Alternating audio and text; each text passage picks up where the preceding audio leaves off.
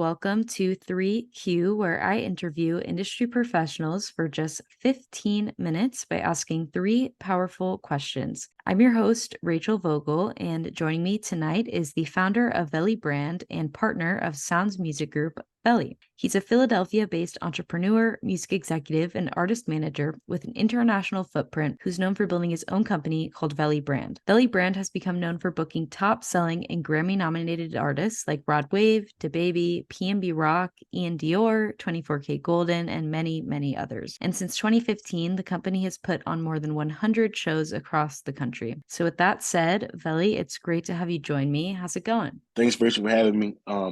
Things are going pretty well. Super excited to be a part of this. Excited to have you on. All right, well, with that, are you ready to dive right in? Of course, let's do it. Imagine for a second you're sitting down with your 25-year-old self. What one piece of advice would you give him on a personal note? And what one piece of advice would you give him from a business perspective? I think they both go hand in hand. So what I have personally would also go the same professionally. But, I would tell my 25-year-old self, don't be afraid to let go. I think a lot of times people become too attached to things, whether it be people, whether it be the job, whether it be just anything they're involved with. And, I learned that a little after 25, 27, 28. But if I could tell my 25-year-old self, I would say, don't be afraid to let go. Not one person, not one event, not one situation should be able to make you. You want to be able to last no matter who's in the picture or what's in the picture. So I would tell myself, it's okay to let go and don't be afraid. Yeah, that's great advice. What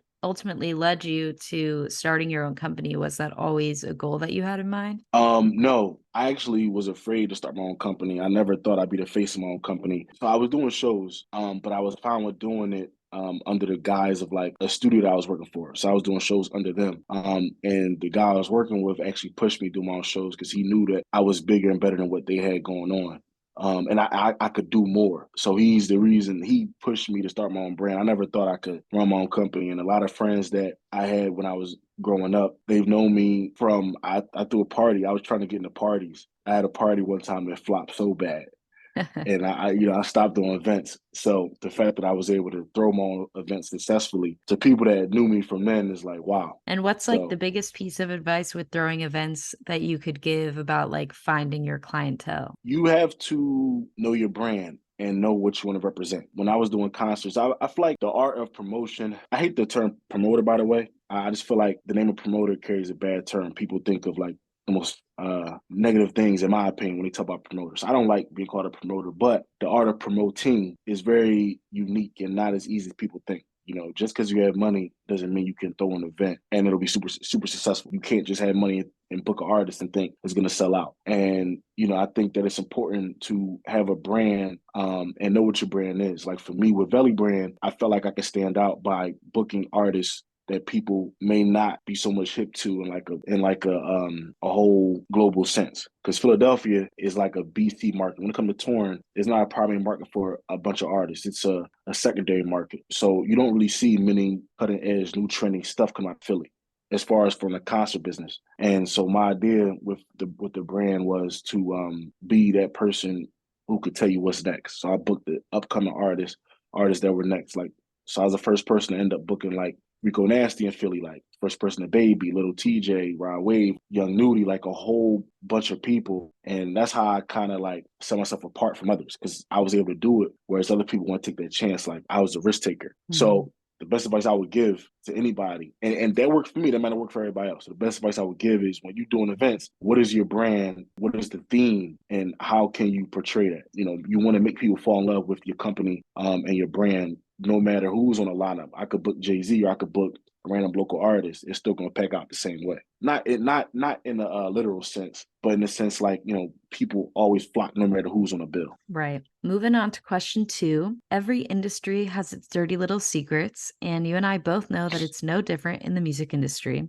And sometimes people think that's a bad thing, but that's not always the case. Sometimes they can be good. What's one secret you would like to share with our listeners about the industry? I don't know if it's a secret, but it might be a common misperception. You can go very far by being yourself. You don't have to conform to any industry beliefs or whatever morals you think you have to have in order to make it. You can be yourself. You can create your own rules, and you can go very, very far. If you're anything like me, when you get to go to bed at night and look in the mirror, as long as you feel like you said you did it your way, you'll be able to sleep well at night. So, that's a secret. You don't have to. There's no gatekeepers. There's nobody that can stop you, and you can go very far. Just be yourself and don't give up. And I feel like the right community will find you eventually. Yeah, you just have to be patient. A lot of people give up before it's too they give up too soon, and you gotta just keep working. And the people that respect you and or that want to be around you and what I'm saying, gravitate to what you got going on, they'll find you. So before we jump into the last question, can you talk a little bit about Sounds Music Group and how you got involved with that? So me and my partner Solomon, we've been friends since maybe 2016, 2017. We met because I was doing concerts. A good friend of ours, Birdman Zoe, from New York, he tweeted, "If you ever need anything in Philly, to contact Veli," and that's how me and Solomon got connected. We was friends for a while, and then I remember one day we were hanging out in New York, just walking around New York. And he was telling me how he was managing a couple artists, wanted to get into consulting work, blah, blah, blah. We had a good day. And, I went back home to Philly. He went home to New York. A couple of weeks later, there's this kid named X that started to blow up.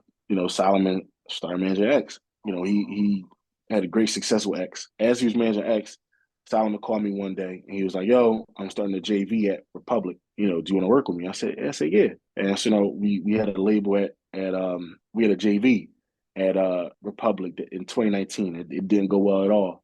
We both didn't know what we were doing, and it was kind of trial and error. Unfortunately, around that time, exit passed. Things happened, and then coming into the COVID year, 2020, after Republic flop, we didn't really know what we were doing, and so we decided to disband the label and get into management, get back into management, like focus on management, and one thing led to another, silent artist led to another, and we've had a great run. We've managed a lot of artists. We've had a lot of viral success, a lot of, couple platinum gold records. We've been real successful, and me and Solomon partners. That's a short story how, I'm saying, kind of got involved. He's a brother of mine, so. Final question. Here we go. Throughout your career, I can only imagine you've been asked plenty of questions, whether it was for an industry conference, the media, or maybe a promotion. But throughout all of those interviews and all of those questions, there has to be one that you've never been asked but would have liked to. So, what is that question and what would be your answer? So the first two questions you asked, I don't think I've ever been asked that. So that's already there. But so I don't think in an interview setting, nobody's ever asked me what Veli means and or how I got the name. So Veli isn't really my real name. A lot of people think that. Even my parents call me Veli. I've always had nicknames growing up. And my favorite rapper back in the day, this all plays a part to me being ahead of the curve. My favorite rapper back in the day was Waka Flocka. So, I used to get teased a lot for liking Waka. It was a little left field, especially being in Philly. That's not what people listen to like that. And so Flocka had an album called Flockavelli. I call myself Malavelli for my first name. This was like MySpace days. So it was a long time ago. And everybody started calling me that. And then after a while, I just dropped the Marla, the first part. And I just been going by Veli. So even in high school, like teachers call me Veli, like college, they call me Veli, like, everybody calls me that.